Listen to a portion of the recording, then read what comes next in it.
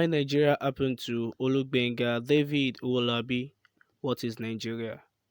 Some would attest it is a country in West Africa occupied by over 218 million people. Perhaps a more accurate description has been penned by Dr. Anthony Chuka Konwea, who posits Nigeria is one contraption which altogether different nations treated unequally.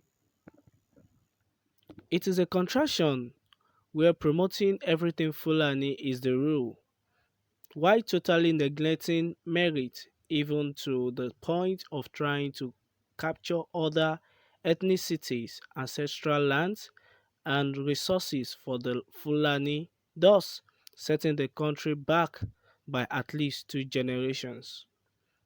That is the Nigeria that has happened to security, education, economy, corruption, healthcare, electricity, and power. Political leadership and unity of its people, within and with those abroad.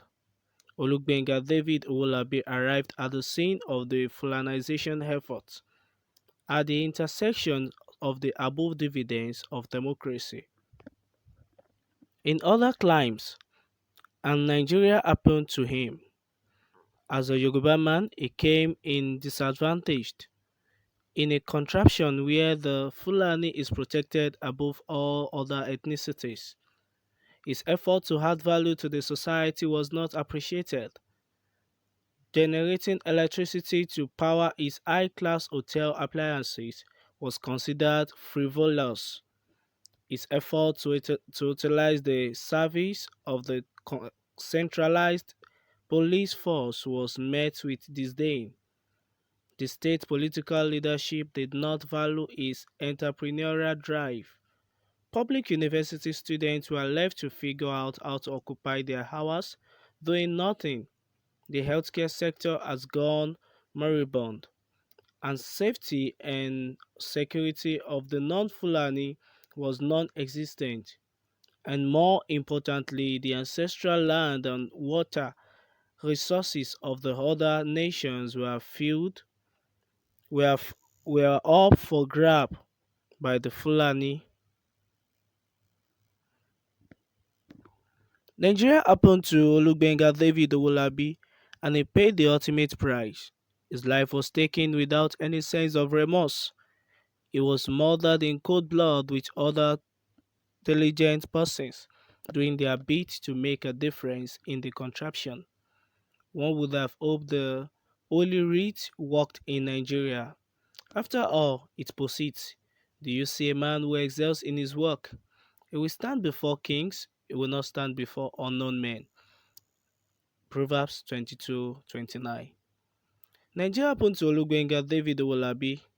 He was kidnapped by unknown Fulani gunmen from his hotel business along his part-time staff, a Yoruba by name Rachel Okpadele, a fledgling protege, both of them filled by the security apparatus of the contraption called Nigeria, triggering the gallant organization, infrastructural support, financial and spiritual contributions of his family and friends, both at home and abroad, to secure their freedom in the face of cold and distant bureaucratic support of his adopted country, and the apparent absence of the reasoned security response of his state of origin and, of course, the Fulanized government of Nigeria.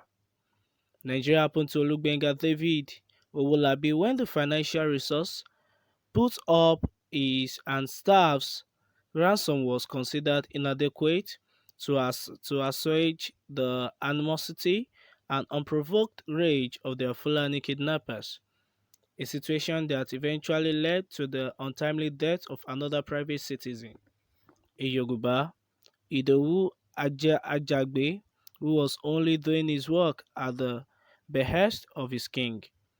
Nigeria happened to Olugbenga David Owolabi when decency and journalistic ethics failed to be applied to what constitutes private and protected information and what is appropriate for the public consumption regarding for the ordeal and the horrific mental injuries his staffs and family negotiation led, and by extension his family and friends experienced due to the sadistic and cruel behaviors of the unknown Fulani gunmen.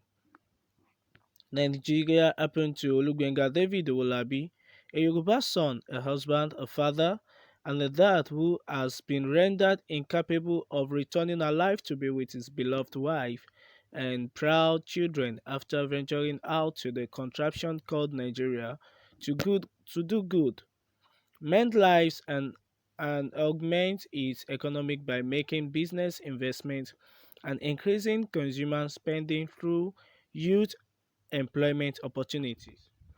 May Nigeria not happen to you, it is no longer a prayer point.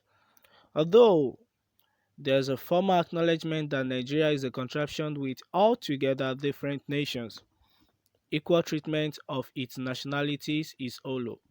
Olugbenga David Owolabi and his fellow sojourners paid the ultimate price for being a Yoruba in a Fulanized Nigeria. Nothing can intimidate us. The struggle is certain.